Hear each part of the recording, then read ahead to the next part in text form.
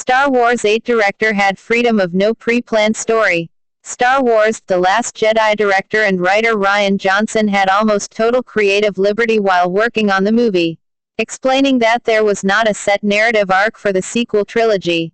Of course, there is the idea that it will be a 3-film chapter from the famed saga, but Lucasfilm did no mandate specific narrative beats that he needed to hit, and with an interconnected franchise as big as Star Wars, that is quite a surprise. Luke Skywalker is now gone, the Resistance is on the run.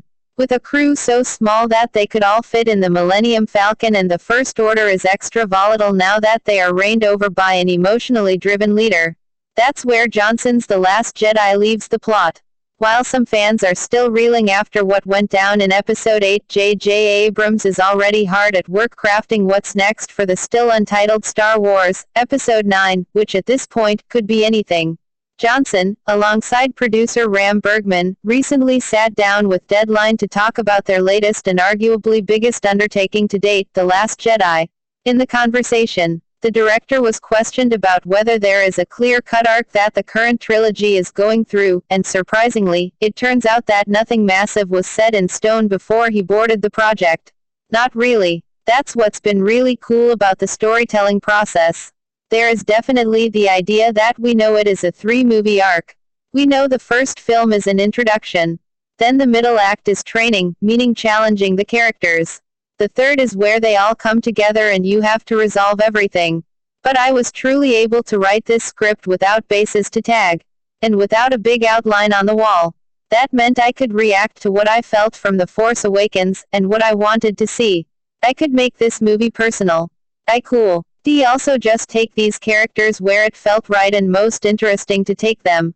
I think part of the reason the movie feels like it goes to some unexpected places with the characters is that we had that freedom. If it had all just been planned out and written down beforehand, it might have felt a little more calculated, I suppose. Johnson reiterating that there is no set bigger picture that Lucasfilm is trying to go for with the current trilogy makes J.J. Abrams' work on Episode 9 much more interesting.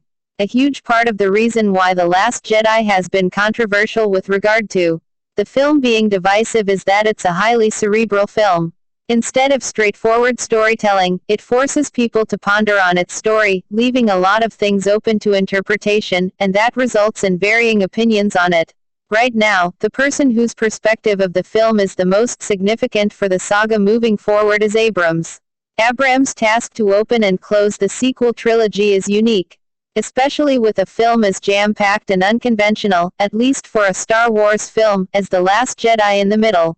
Much of what was set up in Star Wars: The Force Awakens that many were banking on to be the big hooks of the trilogy ended up barely significant in Episode 8, and that's probably a good thing when one considers that fans were vocal about wanting something different.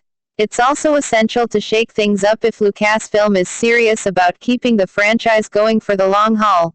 Johnson took a lot of chances with the premise that was handed to him, and some of them will have major ramifications on the lore as fans know it. It's now a matter of seeing how Abrams will continue what Johnson has started. Star Wars 8 director had freedom of no pre-planned story. Star Wars: The Last Jedi director and writer Rian Johnson had almost total creative liberty while working on the movie, explaining that there was not a set narrative